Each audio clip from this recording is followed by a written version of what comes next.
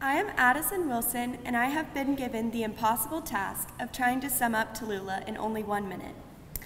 Well, you might know her as the girl who fabulously strutted around school in a blown-up dinosaur costume.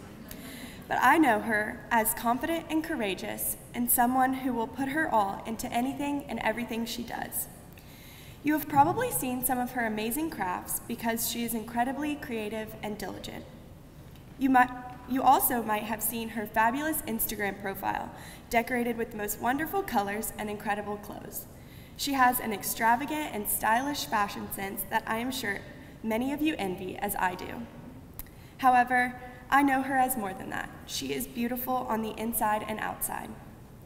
You may know her as the "Let us go forth in joy to love and serve the Lord" girl, but I know her as a fearless leader that makes sure everything she is a part of is the best it can be. I am so thankful to have her as a friend, and she is a very special part of the class of 22. Our silly stares in choir and laughs in Spanish last year are some of my favorite memories. And now I present to you the woman herself and the conclusion to the senior speeches this year, Tallulah Lucille Taylor.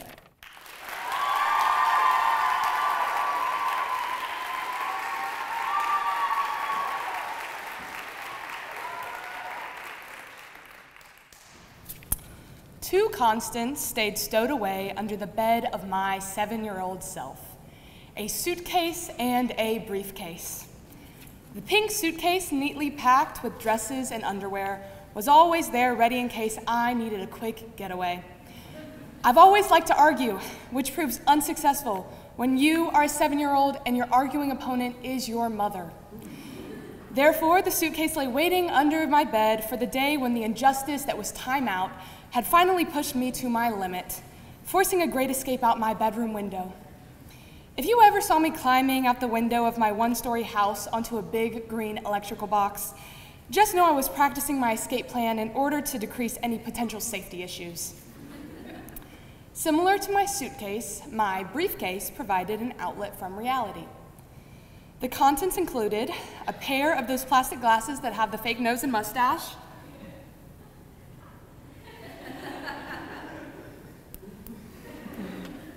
a men's suit vest from Goodwill, one of my dad's ties, a fedora, and a copy of the Wall Street Journal.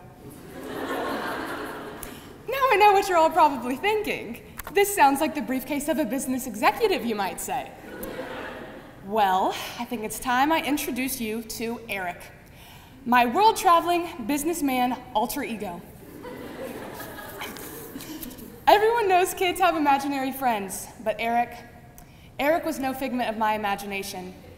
When I put on those glasses and that fedora, I became Eric. Ever so often, my parents were blessed with Eric's presence as a dinner guest, ready to converse about his most recent travel destination and business deal. My parents treated Eric the way young Tallulah so badly wanted to be, like an adult. I've always hated being treated like a child and had an overwhelming feeling throughout childhood of being an adult stuck in a kid's body. During playdates with family friends, I would long to sit in the living room surrounded by my friends' mothers, partaking in their grown-up talk. But alas, every time I was banished to go play Barbies or Little's Pet Shops, which intrigued me far less than listening to the new hot gossip of the neighborhood. Therefore, being my clever self, whenever asked to come up with a game for my friends and me to play, I would quickly throw out the idea of spies. Spies consisted of 2 roles: those who worked in the spy headquarters, and then me, the spy, who would be sent on missions to go snoop on the suspects. The suspects, of course, being the adults. When I was 12, my father passed away abruptly. And with his death came many questions that were left unanswered because of my age. Though I felt capable of understanding and processing the details surrounding his death, truths about the situation were withheld from me as a means of protection. At the time, I hated receiving the kiddie version of events. The Eric inside of me wanted the facts. In high school, I have matured into the person I've always felt to be inside. My inner Eric has never felt more seen. So maybe right now, you're sitting in the audience wondering, why I told you about my cross-dressing businessman past. Well, here's what Eric has taught me. The place you are in right now is not permanent. The situation you are in right now is not permanent. Maybe that makes you feel uneasy because you're comfortable with where you are. Or maybe that gives you hope that your difficult situation could soon turn for the better. But it is the truth of the matter. Young Tallulah would have never imagined that she would be up on this stage giving a speech being very adult-like. She never realized that she would change and grow and no longer need to pull out her briefcase in order to feel seen. 6th grade Tallulah would have never thought that she would have the courage to get onto the stage and acknowledge her own grief. And furthermore, use it as a tool to empower her to keep moving forward through life. I am no longer young Tallulah. Instead of carrying around a physical briefcase, now I carry a metaphorical one. The briefcase holds the items that I take with me through each new phase of life.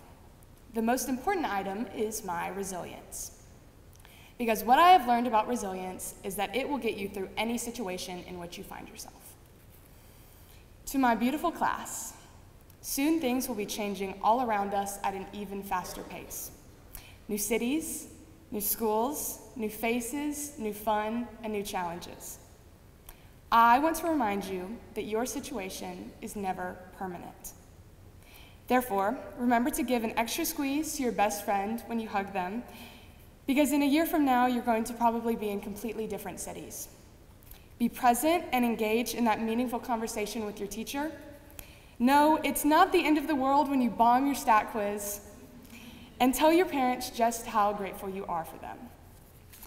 With all that being said, when you begin packing this summer and getting ready to move, don't forget to bring your metaphorical briefcase, packed with the items that will help you when you face the inevitable changes that come with life. Thank you for standing by me through my most turbulent of changes and for making me feel comfortable enough to no longer have to wear a fedora and a fake mustache to feel like my inner self. Thank you.